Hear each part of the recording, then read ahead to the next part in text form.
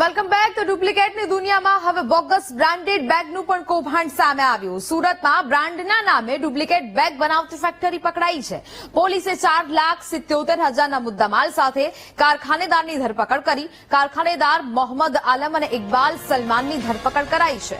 આરોપીઓ નકલી બેગ બનાવીને જાણીતી કંપનીઓના લેબલ લગાવતા હતા.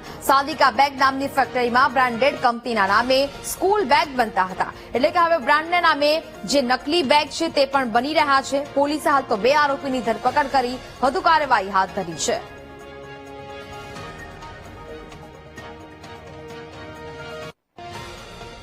તો હવે બોગસ બ્રાન્ડેડ બેગનું પણ કૌભાંડ સામે આવ્યું છે. સુરતની આ ઘટના.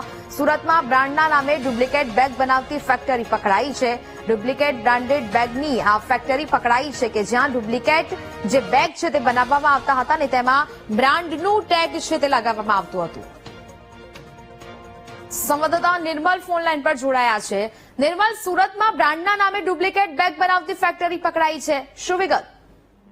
ચોક્કસથી કે જાણે ગુજરાતમાં નકલી એ વસ્તુઓ બનાવવાનું જાણે હરીફાઈ લાગ્યો હોય એવું લાગી રહ્યું છે. કારણ કે થોડા સમયમાં જ ક્યાંક ને ક્યાંક ડુપ્લિકેટ ઘી, ડુપ્લિકેટ ગુટકા સહિતની જે વસ્તુઓ છે એ ઝડપાઈ રહી છે. ત્યારે ફરી એકવાર સુરતમાં બ્રાન્ડેડ જે બેગ હોય છે એ બેગ ની ડુપ્લિકેશનની ફેક્ટરી ઝડપી પાડવામાં આવી છે. ઉધના પોલીસે આ ફેક્ટરી પાસેથી 4.77 લાખનો મુદ્દામાલ જપ્ત કરવામાં આવ્યો છે. સાથે જ પોલીસે આરોપી કારખાનેદાર મોહમ્મદ શહેજાદ આલમ અને ઇકબાલ અહેમદ સલમાનીની ધરપકડ કરી છે. પુમા અને ડીઝલ બ્રાન્ડેડ કંપનીના ઓથોરાઇઝડ રિપ્રેઝેન્ટેટિવ થોડા દિવસ પહેલા સુરત આવ્યા હતા. ત્યાં તેઓએ આ તપાસ કરી હતી અને તેમણે આ જે બેગ છે એ બધી ડુપ્લિકેશન થાય તેવું લાગ્યું હતું. જેના કારણે તેમણે ખરાઈ કરી હતી અને ખરાઈ કર્યા બાદ ડુપ્લિકેટ બેગ બનાવતી હોવાનું કારખાનું સામે આવ્યું હતું. હાલ તો ઉધના પોલીસે ગુનો નોંધી વધુ તપાસ હાથ ધરી છે.